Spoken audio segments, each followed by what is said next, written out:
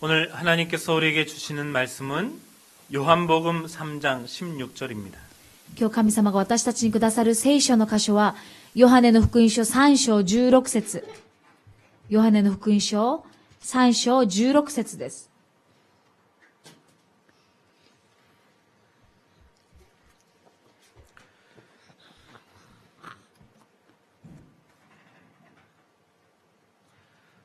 一緒に読みましょう。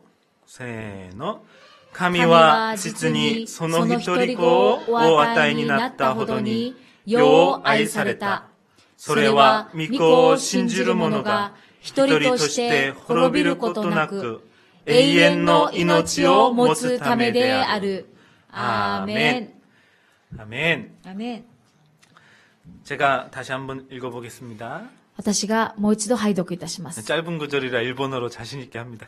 短いので日本語で堂々としたいと思います。神は実にその一人子をお与えになったほどによう愛された。それは御子を信じる者が一人として滅びることなく永遠の命を持つためである。 아멘. 아멘. 제가 들어도 발음이 좋네요. とても発音がいいと思いました。自分で。 매주 짧은 구절을 해야 되려나 봐요. 毎週短い本文でしたいなと思います。 네, 오늘의 말씀의 제목은 하나님의 사랑입니다. 今日の御言の題目は神の愛です。 한국말에는 하나님이 세상을 이처럼 사랑했다라고 먼저 나와요. 韓国の聖書では神様はこの世を神様はどれほど大きくこの世を愛されたかという表現で出てきます。 그리고 그래서 독생자 아들을 보내셨다라고. だからその一人子を送ってくださったと書いてあるんです。 제가 그 전까지는 하나님이 세상을 도래호도 아이사랬다. 어느 정도 얼마나 사랑했다. 이 표현을 짐작을 잘 못했었어요. 私は以前までは神様がこの世をどれぐらい愛されたんだろうかというのがあまりピンとこなかったんですね。 근데 일본어 성경을 보고 정확히 알게 됐죠. だけど日本語の聖書を見て正確に知ることができました。 一人子をお与えになったほどに。 今日の本文に書いてあるように、一人子をお与えになったほどにとです。 독생자 하나밖에 없는 외아들을 이 세상에 주실 만큼 사랑하셨다라는 거죠. 一人子を惜しまないでくださるぐらいの愛で私たちに送ってくださった。 물론 하나님이 나를 구하시기 위해 독생자 아들을 보내신 사실은 알고 믿고 늘 감사하고 있었어요. もちろん神様は私一人のために一人子イエス様を送ってくださったということは知っていました。 그러나 다시금 이 말씀을 통해서 감사하게 되는 것이 있어요. だけどもう一度この御言葉を通して本当に感謝なことがあります。 이야, 하나님이 이 세상에 나 하나를 건지시기 위해 하나님이 독생자 아들을 보내셨구나라는 사실. 本当にこの世でたったこの私一人のために、たくさんいますけれども、今救われた私を中心に考えると、この私のために、その一人子をお与えになったほど、私を愛されたということです。 세상을 사랑해서 독생자를 보내셨다. 나하고 좀 거리가 멀게 느껴지잖아요. 世を愛されたという表現では、私を愛されたというのはちょっとピンとこなかったんですね。 그러나 만약에 이 세상에 지금 거의 70억 되는 인구가 있는데 그 70억이 아니고 나 한 사람만 살고 있었다 할지라도 하나님은 독생자를 보내셨다라는 거죠. 今この地球上には70億ぐらいの人が住んでいますけれども、もしその人がいなくて、たった一人私だけがいたとしても、私のために主を送ってくださった。 예. 사실 이 짧은 한 구절이요. 성경 전체를 대변하고 있습니다. このヨハネの福音書3章16節、この短いこの箇所が聖書全体を説明しています。 그리고 제가 7년간 신학교에서 공부했던 조직 신학을 총망라하고 있어요. またこの内容は私が7年間進学校に通っていたその進学校で学んだ組織神学を一つにまとめてあることなんです。 그래서 오늘 이 말씀을 가지고 한 단어 한 단어씩을 성경적으로 좀 찾아보려 합니다. この御言葉を深く今日聖書的に黙想していきたいと思います。 사실은 우리 하츠미 성도가 그 세례 공부를 해야 되는데 시간이 없어서 오늘 이 말씀을 통해서 그 내용을 더 깊이 있게 한번 나누려고 준비를 했습니다. 事実、クリスマスの時に洗礼を受けられる初見信徒がいますけれども、その洗礼を受ける前の洗礼の勉強があるんですね。で、その勉強にもっと深く、学べるように、この部分もまた準備しました。 제가 본 교회에 있을 때 세례 공부를 담당했었던 시절이 있어요.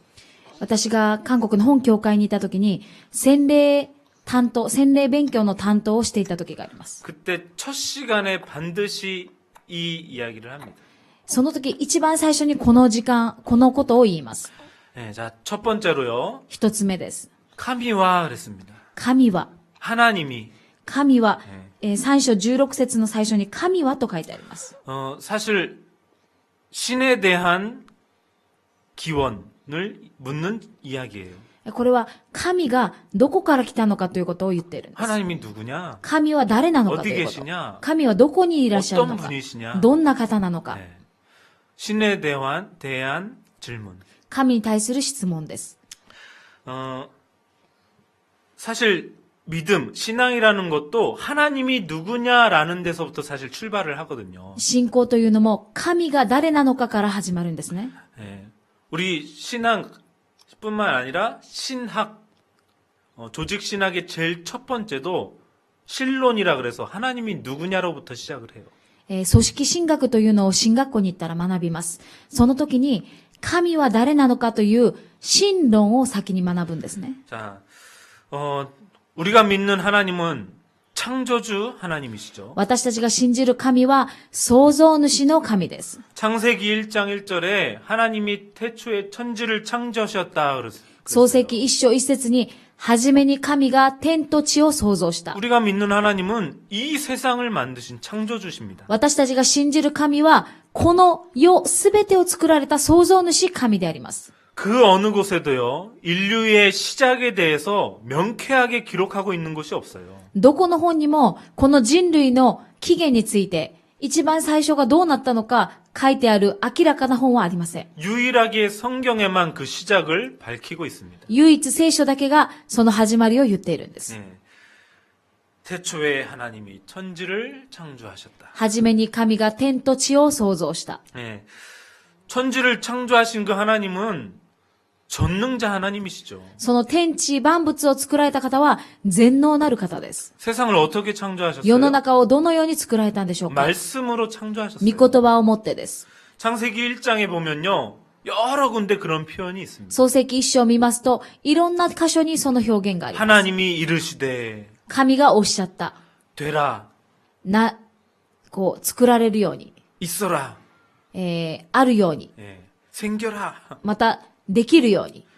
말씀으로 모든 걸 창조하신 거예요. 御言葉をもってすべてを作られました。 그래서 우리가 믿는 창조주 하나님을 전능자 하나님이라라고 얘기하는 거예요. 私たちが信じる神を全能なる方だと言っているんです。 창세기 2장 1절에 가면요. 천지와 만물이 다 이루어지니라 그랬어요. 創世記2章1節に、こうして天と地とすべての万象が完成された。 예. 지금 우리가 살아가는 이 세상의 모든 것이 하나님이 만드신 작품인 것입니다. 私たちが生きているこの地球、この地がすべて神の作品なんです。 자, 그 전능하신 하나님이 언제부터 계셨느냐? その全能な方、主がいつからおられたんでしょうか。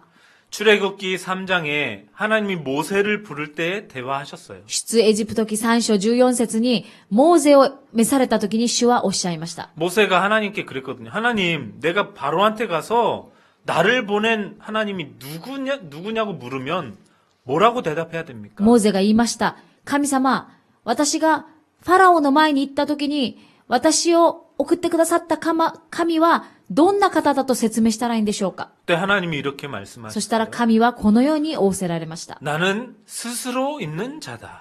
私はあるというものである。 에고 영어로는 I am who I am. 英語だったら I am who I am. 예, 일본어로는 뭐라 그러죠? 私はある。 예, 私はあるもの, あるというもの,私はあるというものである。 あるという方. 이렇게 표현이 돼 있죠. 예, 스스로 계신 분이세요. 自らが、自らおられる方ということです。 그러나 이 세상에 하나님 모르는 사람들이 믿는 신은 어떻습니까? だけど、この世の偶像は何でしょうか？ 누군가에 의해 만들어진 신들이에요. この世の神々は誰かによっては作られたものです。 일본에도 마찬가지고 또 뭐 인도는 더 말할 것도 없고요. 日本だけではなく、インドもそうです。 예. 수많은 형상들을 만들어 놓고 섬깁니다. たくさんの現像を作って、それを拝みます。 하나님이 그러시잖아요. そして主はおっしゃいます。 장인, 그러니까 어떤 노력으로 인해 경지에 이른 손기술에 있는 그 장인에 의해 만들어진 그 신이 참 신이냐. 神はおっしゃいました。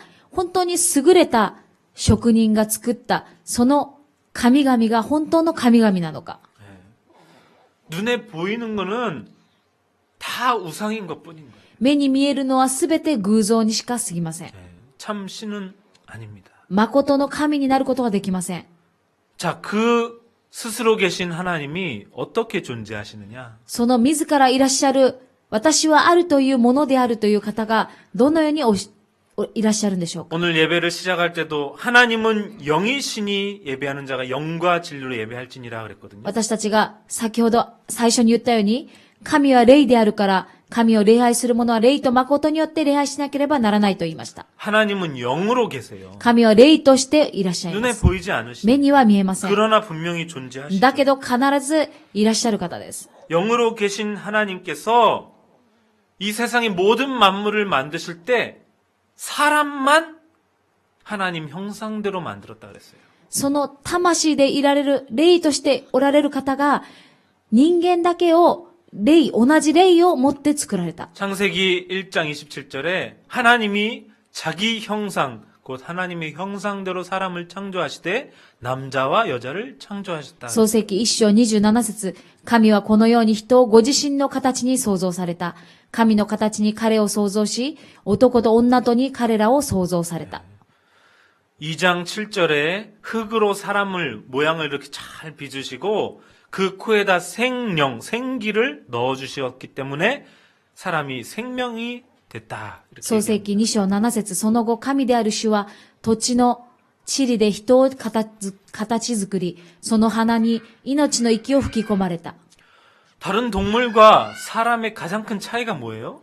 動物と人間の一番の違いは何でしょうか？ 사람만 영이 있다라는 것입니다. 人だけが魂を持っています。 예, 어떤 사람들은 사람을 동물하고 똑같이 취급하는 경우가 있고요. ある人は動物と人間は同じですという人もいます 또 。 어떤 사람은 동물을 사람과 똑같이 취급하는 경우도 있어요. また、ある人は動物と人間が同じだという人もいます。 사실 기분 나쁘죠. 正直、動物と一緒でしょうか？ 진화론에서도 인류의 조상 류인원을 동물로 이야기하잖아요. 進化論でも人間の先祖は、動物だと言っています。 기분 나쁜 일입니다. それはとても気分が悪いですね。 우리 인간만 하나님의 형상, 영적인 존재로 지어진 거예요. 人間だけが神の形通りに作られた霊があるんです。 그리고 그 사람에게 모든 것을 다 맡기셨어요. そしてその人にすべてのものを任せてくださったんです。 1장 28절에 생육하고 번성하여 땅에 충만하고 정복하고 다스려라 그랬습니다. 創世記1章28節、埋めよ増えよ地を満たせ、地を従えよ、海の魚、鳥、空の鳥、地を這うすべての生き物を支配せよ。 여러분 분명히 하셔야 됩니다. 皆さん明らかにしてください。 우리가 믿는 하나님이 어떤 하나님이냐? 私たちが信じる神はどんな方でしょうか？ 창조주시오 전능자시며 創造主であり、全能なる方です。 눈에 보이지 않는 영이시지만 스스로 계신 분이시다. 目に見えない方ですけれども、自らいらっしゃる方なんです。 사람, 바로 저와 여러분만 그 하나님의 형상대로 창조된 영적 존재라는 사실. 私と皆さんだけが神の形通りに作られた霊的な存在である。 예. 두 번째로 물론 일본어 성경은 독생자를 먼저 보내실 만큼 세상을 사랑했다. 아들이 나오는데 세상을 먼저 이야기하겠습니다. 3章、ヨハネの福音書3章16節に、その一人子をお与えになったほどに世を愛された。この世を先に説明したいと思います。 두 번째가 세상을입니다. 世です。 예, 이 세상이 어떤 세상이냐? この世はどんな世でしょうか？ 인간이 사는 세상이죠. 人間が暮らしているこの世です。 그러나 그 인간이 어떤 상태가 되어 있느냐? だけど、この人間はどんな状態になったんでしょうか？ 죄인의 상태가 되어 있습니다. 罪人の状態になってしまいました。 그래서 신학적으로 이 세상을 표현할 때 죄론 또는 인간론이라고 이야기를 해요. 神学的にそれを罪、罪論、そして人間論と表現します。 인간이 왜 죄인이 되었느냐? なぜ人間が罪人となったんでしょうか？ 원인이 분명히 있잖아요. 原因が必ずあります。 그것이 바로 창세기 3장 15절에, 3장 1절에서 6절의 사건입니다. 創世記3章1節から6節にあることです。 하나님이 먹지 말라 한 나무의 열매를 먹게 되었어요. 神様が食べてはいけないと言った実を食べたんです。 그 열매를 먹었기 때문에 그것이 어떤 효과를 일으켜서 죄인이 됐다. 그 얘기가 아니고 その実を食べたから何か体が変化して罪人になった。そうではありません。 먹지 말라 한 것을 먹은 것이에요. 食べてはいけないと言った神の掟を破った。 먹는 날엔 반드시 죽는다 그랬습니다. あなたがそれを食べるにはあなたは必ず死ぬ。 하나님의 말씀에 불순종하게 된 것이죠. 神の御言葉に不従順したんです。 그게 죄예요. それが罪なんです。 그래서 하나님을 떠나게 되었습니다. それで神から離れるようになりました。 로마서 3장 10절에 아담 이후의 모든 인류는요, 죄인이라고 얘기를 해요. ローマ書3章10節に、アダム以降はすべて罪人となったと言ってい 의인은 ま 없나니 하나도 す。 한 義人 명도 は 없다. 一人もいないと。 모든 사람이 죄를 범했다. すべての人は罪を犯した。 자, 그 죄라는 것이 어떻게 들어왔죠? その罪とはどのようにして入ってきたんでしょうか？ 하나님과 인간 사이에 죄를 가져다 준 자가 있어요. 神と人間の間に罪をもたらした者がいました。 속았죠. 騙されたんです。 누구에게? 誰にでしょうか？ 성경은 이야기합니다. 聖書は言っています。 사탄, サタン 마귀에게. 、悪魔と言っています。 요한복음 8장 44절에 그래서 하나님 떠난 인간을요. 너희는 너희 아비 마귀에게서 났다라고 표현합니다. ヨハネの福音書8章44節に、あなたたちはあなたたちの父、サタンから出たものである。 자, 우리 이 세상이 죄로 가득한 인간이 하나님을 떠나 죄인이 된 상태가 된 원인이 바로 하나님을 떠났기 때문이라는 거예요. 人間が罪人になるしかなかったのは、神から離れてしまったからです。 그 결과 어떤 상태가 되었느냐. その結果、どのような状態になったんでしょうか？ 하나님을 떠났는데 그 하나님이 이제 누군지 어떻게 만나야 되는지 길도 다 잃어버렸어요.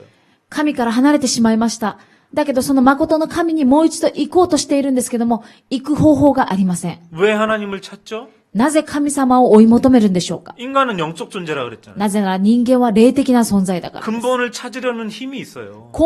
自分の根本を探そうとする、そういうのがあるんですね。 짐승이나 다른 동물들이요. 문제 오면 기도합니까? 皆さん、動物、獣たちが問題が来た時に、ひざまずいて祈りますでしょうか？ 어떤 형상 만들어 놓고 빌고 하든가요? 何か偶像を作って、そこに祈るんでしょうか？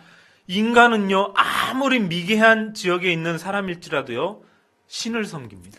人間は、どれだけ知恵がない人、本当に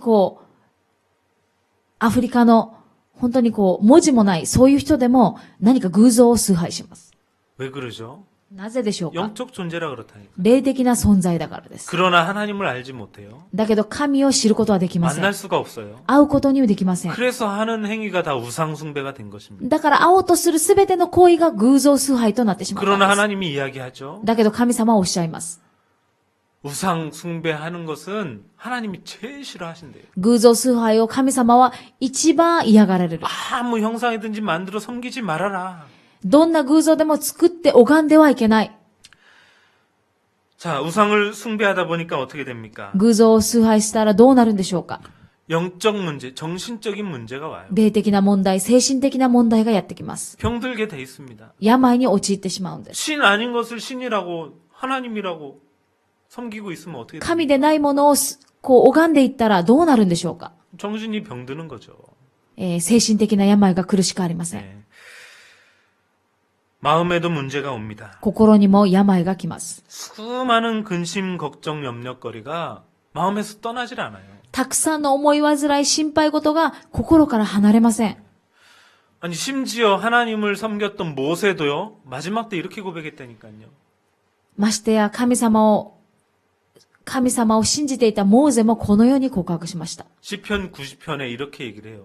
詩編90編にこのように書いてあります。 인생이 70이고 강건해봐야 80인데 그 지난 날들을 돌이켜보면 수고와 슬픔뿐이 안 남는다. モーゼはこのように言いました。人間は生きていれば70歳、80歳生きるんだけれども、その間、本当に振り返ってみると、労苦と涙だけだった。 네, 모세가 그렇게 고백을 해요. モーゼがこのように告白したんです。 예수님이 그래서 또 말씀하시잖아요. イエス様はこのようにおっしゃいます。 수고하고 무거운 짐진 자들아 다 내게로 와라. 重荷を持っている人よ、すべて私のところに来なさい。 내가 너에게 참 안식, 쉼을 주겠다. 私があなたに誠の安らぎを与えてあげる。 마음이 병들어 있기 때문에 그런 거예요. 心が病に落ちてるからなんです。 마음이 병들면 육신도요 연약해질 수밖에 없게 됩니다. 心が病に落ちてしまうと、肉体も弱くなるしかありません。 예, 수많은 질병이 찾아오죠. たくさんの病がやってきます。 나도 모르는 사이에 사고를 당하기도 합니다. まあ私たちが思いもよらない不知の事故に遭うこともあります。 뿐만 아니라 내세에 대한 불안과 염려 문제가 찾아오죠. また死んだ後どうなるのか、それに不安があります。 어저께 인터넷 기사를 보는데 재밌는 것이 있었어요. 昨日インターネットの記事を見ましたらこのようなことがありました。 전 세계의 90% 이상의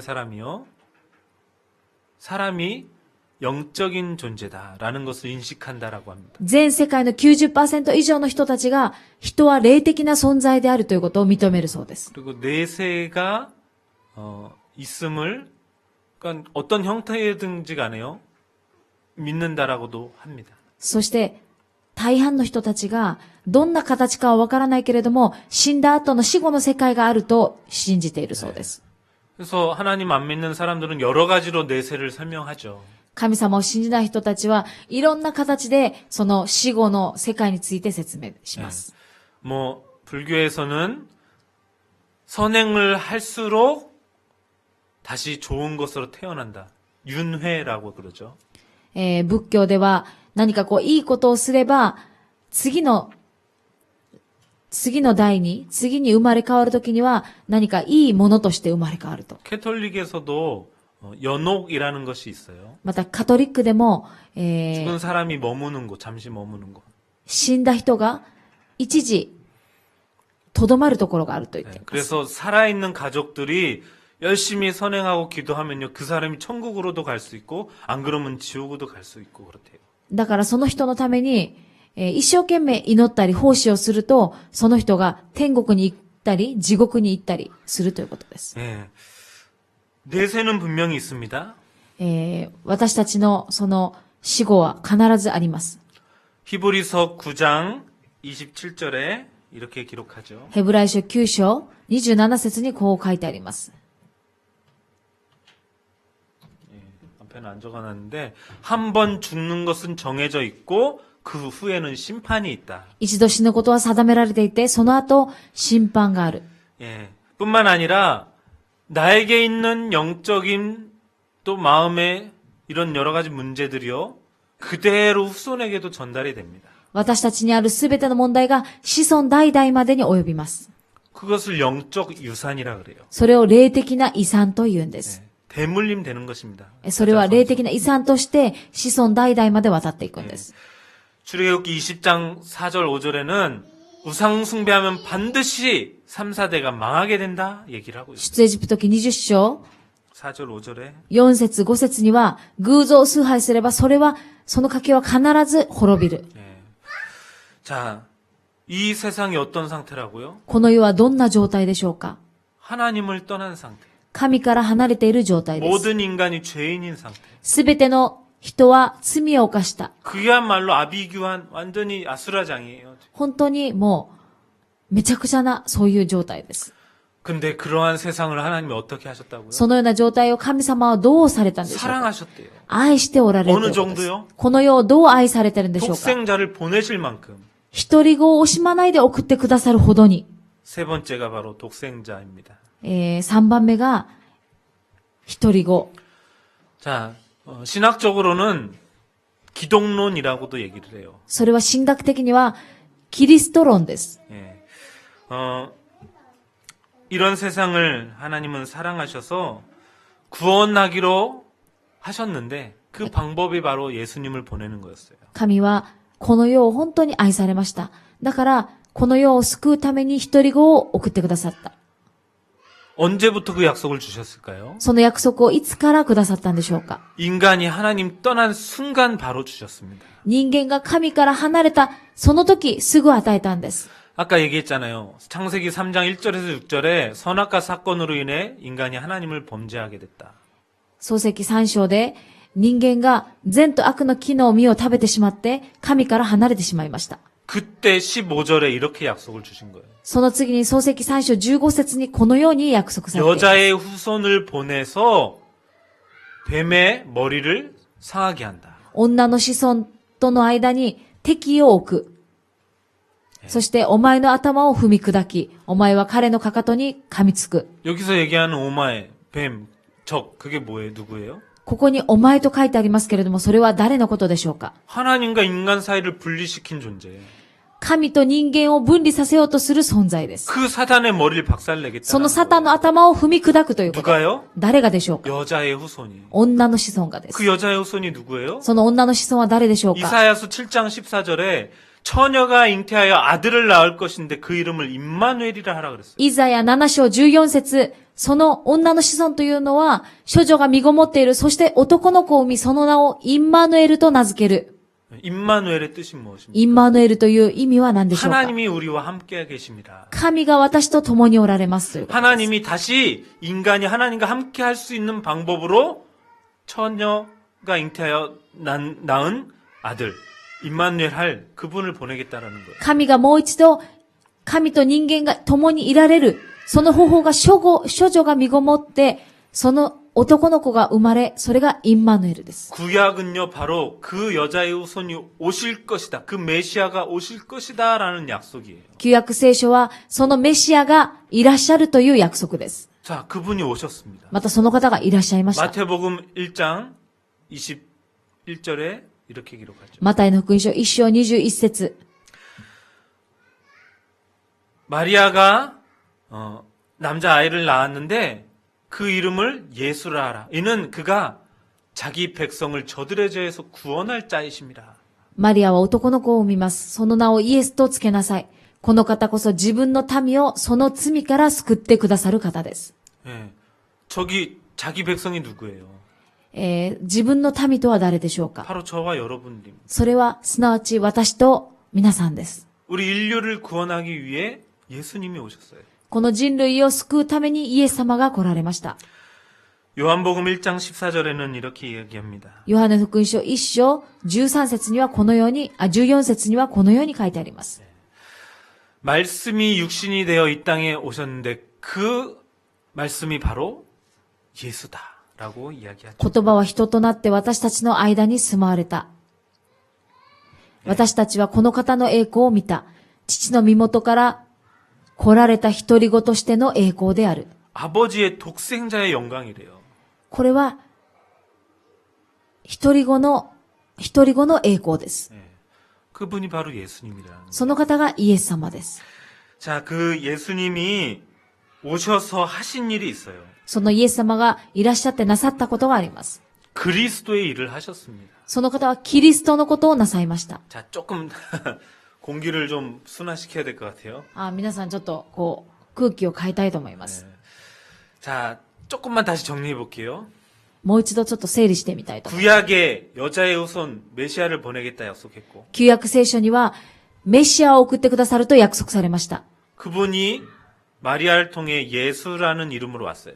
そしてその方がマリアを通してイエス様として来られたんです。 예.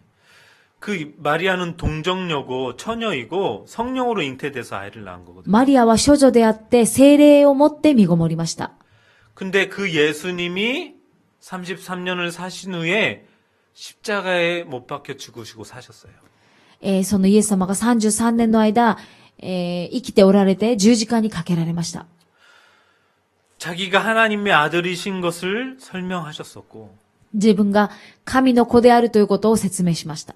그리고 십자가에 죽으셨는데 부활하신 거죠. 十字架にかけられたけれども復活されました。 그 십자가의 죽음과 부활이 그리스도의 일을 하신 사건이 된 것입니다. その十字架のかけられたことと復活によってそのことをなさったんです。 메시아라는 말은요, 히브리어로 쓴 거고요. メシアというのはヘブライ語で書いてあることです。 그리스도는 헬라어입니다. キリストというのはギリシャ語です。 두 개가 뜻이 똑같아요. それは二つともメシアとキリストというのは同じ意味です。 기름 부음을 받은 자라는 뜻입니다. 油を注がれたものという意味です。 예수님이 그리스도의 일을 하셨다는 게 무엇이냐? イエス様がキリストのことをなさったというのが何でしょうか。 기름 부음을 받을 수 있는 건 세 사람밖에 없었어요. 油をその当時注がれることができたのは3人しかいませんでした。 제사장, 선지자, 왕. 預言者、祭司、王です。 예수님이 기름 부음 받은 그 일을 세 가지 일을 하신 거예요. イエス様がその油を注がれたことを3つのことをなさったんです。 먼저는 참 제사장으로 오신 것입니다. 誠の祭司として、 요한복음 14장 6절에 내가 곧 길이요 진리요 생명이니 나로 말미암지 않고는 아버지께로 올 자가 없다. ヨハネの福音書14章に、私は道であり真理であり命なのです。私を通してでなければ誰一人父の身元に来ることはありません。 하나님 만나는 길이 되셨어요. 神に出会う道となられました。 그게 바로 선지자죠. それが預言者のやることです。 히브리서 9장 12절에는 염소와 송아지 피로 아니하고 자기의 피로, 예수님께서 자기의 피로 모든 사람을 위한 대속물이 되셨다 그랬습니다. ヘブル書9章12節には、ヤギと子羊の血によってではなく、ご自分の血によって、ただ一度誠の聖所に入り、永遠の贖いを成し遂げられたのです。 제물이 되신 거예요. 自分自らが生贄となられたんです。 참 제사장의 일을 하신 겁니다. 誠の祭司として、 제사장은 죄를 사하는 일을 했던 직분이거든요. 旧約時代に祭司というものは、罪を、神様と人間の間の罪を取りなってくれる方です。 세 번째로 요한일서 3장 8절에 하나님의 아들이 나타나신 것은 마귀의 일을 멸하려 하심이라 그랬습니다. 3番目、第一ヨハネ3章8節には、神の子が現れたのは悪魔の仕業を打ち壊すためです。アメン。 아멘. 무슨 일을 하신 거죠? 何をなさったんでしょうか。 이 세상 임금 노릇하던 사단을 박살내고 우리를 해방시켜 주셨어요. この世を支配している王であるサタンの頭を踏み砕いて私たちを救ってくださった。 만왕의 왕, 참 왕이 되어 주신 것입니다. 王の中の王となられたんです。 그래서 예수님이 그리스도라고 얘기하는 겁니다. だからイエス様はキリストだと言っているんです。 로마서 5장 8절에 우리가 아직 죄인 되었을 때에 그리스도께서 십자가에 죽으심으로 하나님께서 우리에 대한 자기 사랑을 확증하셨다 그랬습니다. ローマ書5章8節、しかし私たちがまだ罪人であったとき、キリストが私たちのために死んでくださったことにより、神は私たちに対するご自身の愛を明らかにしておられます。 아멘. アメン。 이 기독론, 그리스도론 여기가 제일 중요한 거예요. このキリスト論という部分が一番重要なんです。 이게 이해되어지지 않으면 안 되고요. これが理解できなければなりません。 이것이 깨달아진다면 하나님의 참 은혜가 우리에게 임하는 것이죠. これが悟れるようになれば、私たちに誠の恵みが溢れます。 제가 현장에서 많은 전도를 해봤는데 私が現場に行って、たくさん伝道してみました。 하나님이 누군지 내가 왜 죄인인지 이런 거는 잘 들어요. 私が誰なのか、私はなんで罪人なのか、そういうのはよく聞きます。 근데 예수님이 그리스도라는 이 부분을 설명할 때는요. 왜 이렇게 못 알아듣는지 모르겠어요. だけど、イエスはキリストですということを説明すると、人々は混乱するようです。 네. 고린도후서 4장 4절 말씀 그대로라니까요. 第二コリント4章4節に書いてあるように、その通りだと思い 그리스도의 ます。 영광의 광채가 비치지 못하도록 사람을 혼미케 만들고 있기 때문에. キリストの栄光の光が輝かないように、人々の目を混乱させる。 자, 네 번째로 독생자를 주셨는데 이는 저를 믿는 자마다 그랬습니다. そして、ヨハネの福音書3章16節にまた戻りますと、それは御子を信じる者が一人として滅びることなく、 예, 신지르 모노. 信じる者です。 저와 여러분은 이미 믿고 구원받은 줄 믿습니다. 皆さんと私はもうすでに救われた、信じて救われたものだということを確信します。 누구를 믿은 거죠? 誰を信じたんでしょう 바로 か。 독생자 예수를 믿은 것입니다. 一人子、イエス様をです。 그분을 나의 그리스도로 믿은 거죠. その方を私の主人として、 로마서 10장 9절에서 10절에 네가 만일 네 입으로 예수를 시인하며 하나님께서 그를 죽은 자 가운데서 살리신 것을 네 마음에 믿으면 구원을 받으리라. 사람이 마음으로 믿어 의에 이르고 입으로 시인하여 구원에 이르느니라 그랬습니다. なぜならもしあなたの口でイエスを主と告白し、あなたの心で神はイエスを死者の中から蘇らせてくださったと信じるなら、あなたは救われるからです。人は心に信じて義と認められ、口で告白して救われるのです。 예수님이 우리의 주인이심을 고백하십니까? イエス様が私たちの主人であるということを告白しますでしょうか。 아멘. アメン。 그분이 죽으셨다 살아나심을 믿으십니까? その方が死なれ、蘇られたということを信じるでしょうか。 아멘. アメン。 십자가에서 우리 인생 모든 문제 해결하셨음을 믿으십니까? 十字架で私たちのすべての問題を解決してくださったということを信じるでしょうか。 아멘. アメン。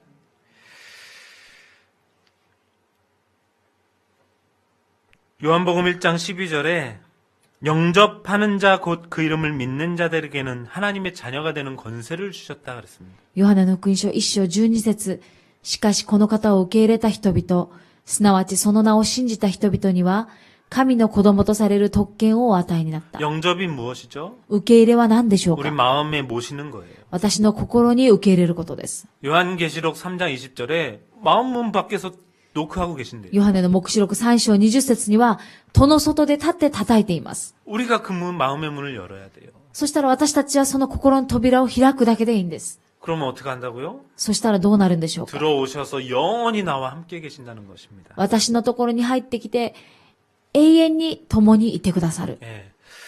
자, 예수님이 그리스도 되심을 믿는 것, イエス様がキリストであるということを信じること。 그리고 고백하는 것, それを告白すること。 그거는 성령의 역사로만 가능합니다. それは聖霊様の働きで可能なんです。 고린도전서 12장 3절에 성령이 아니고서는 누구든지 예수를 주로 시인할 수 없느니라 그랬습니다. 第一コリント12章3節、聖霊によるのでなければ、誰もイエスは主ですということはできません。 그래서 이 믿는 자, 성령의 역사 이 부분을요, 성령론이라고도 할 수 있는 것입니다. この信じるところを聖霊論と言います。 또 예수님이 그리스도 되심을 고백한 자가 교회가 되는 거예요.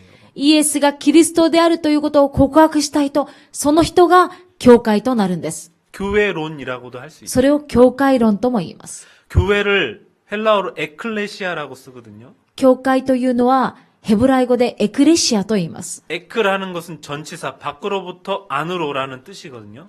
エクという、エクレシアのエクというのは前置詞で、外から内に入ってきたという意味で。 우리가 죄인된 상태에 밖에 있다가 이제 그리스도 안에 구원의 상태로 들어오게 된 것을 이야기하는 거예요. 私たちが罪人であったけれども、キリストによって救われた神の子供となったということです。 자, 마지막 다섯 번째. 믿는 자들에게는 호로 이룰 것도 낳고 멸망치 않고 영생을 얻게 하려 하심이라고 했습니다.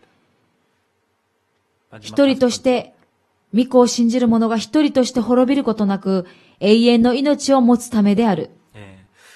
요한복음 5장 24절에 이렇게 기록합니다. ヨハネの福音書5章24節に書いてあります。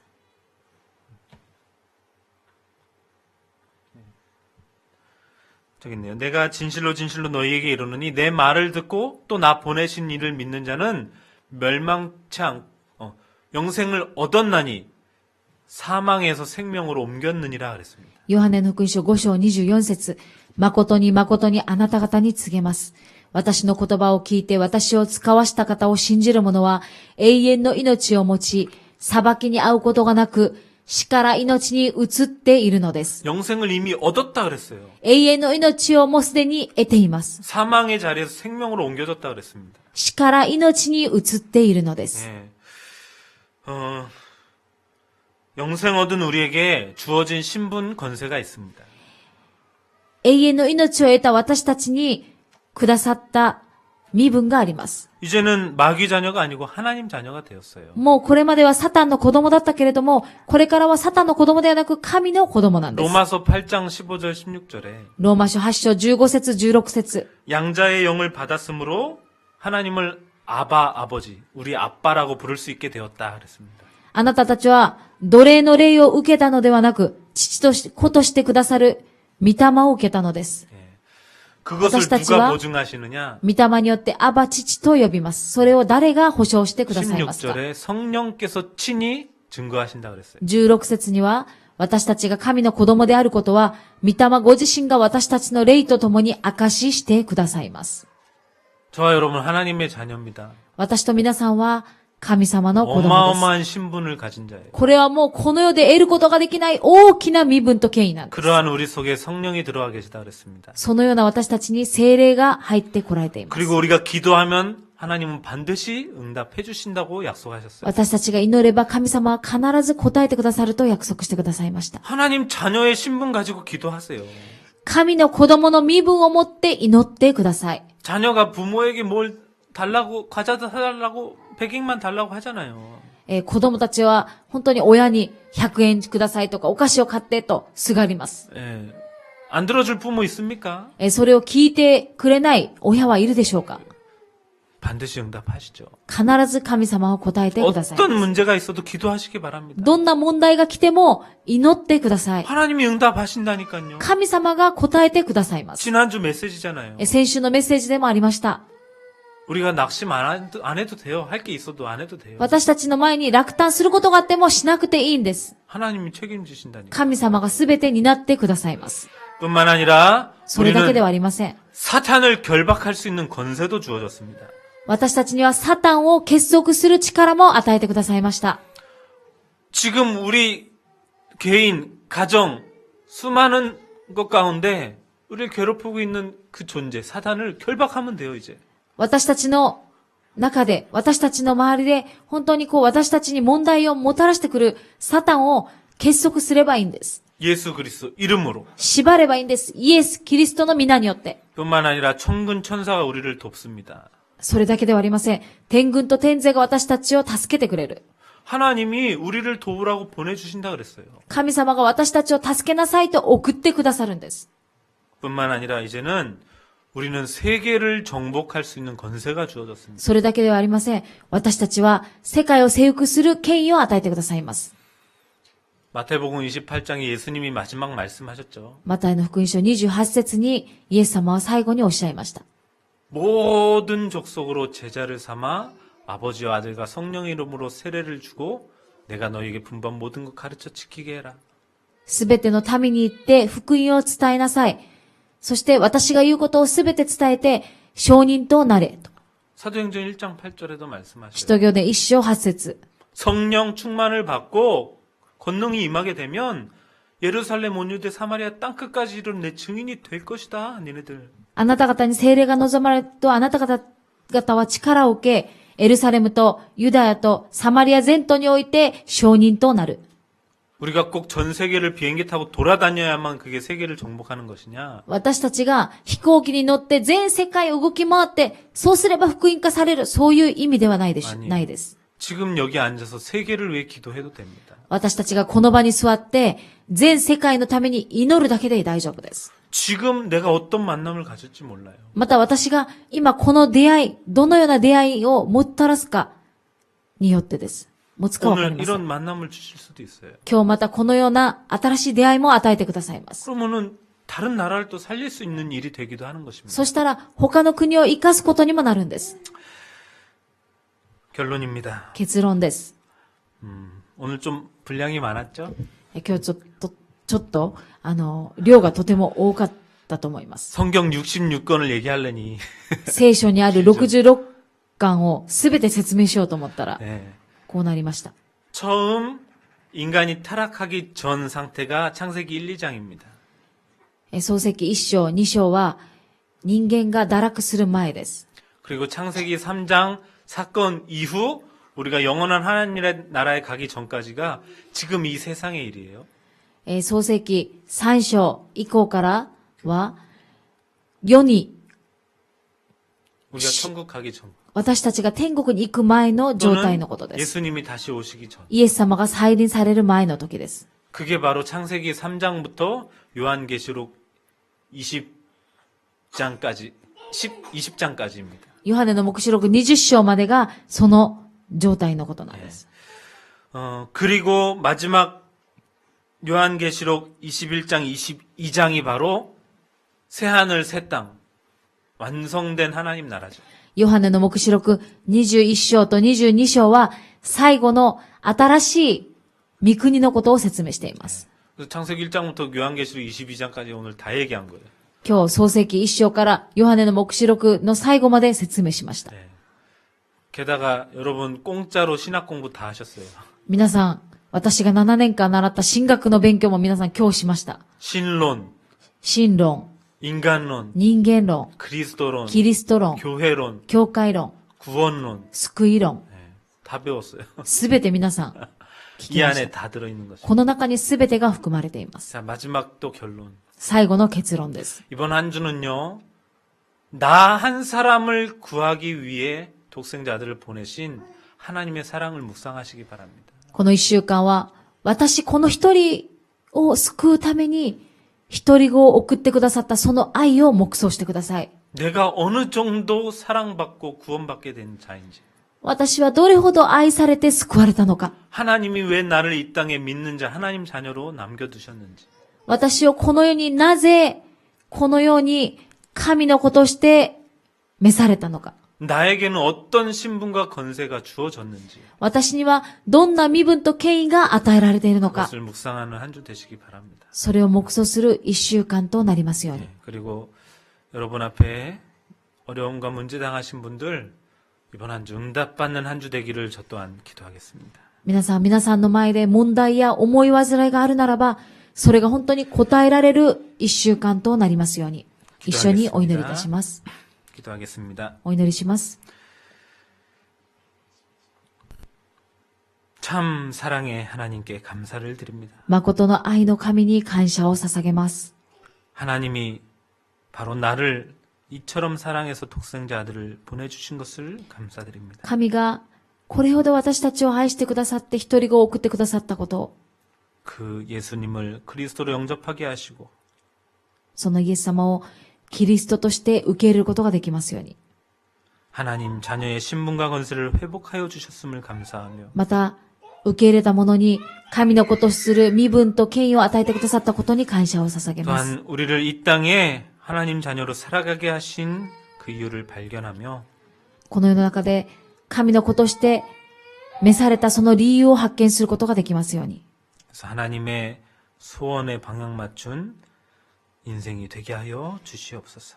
神の願いに方向を合わせた人生となりますように。 행여나 우리 앞에 수많은 문제가 있다 할지라도 私の前に大きな問題が隔たっているならば、 오늘 이 순간 하나님을 찾아와 고백하고 기도하오니 この時間、神を告白し、また神にすべてを委ねます。 하나님이 가장 선한 방법으로 우리 응답을 허락해 주옵소서. 神様が一番良い方法で答えてください。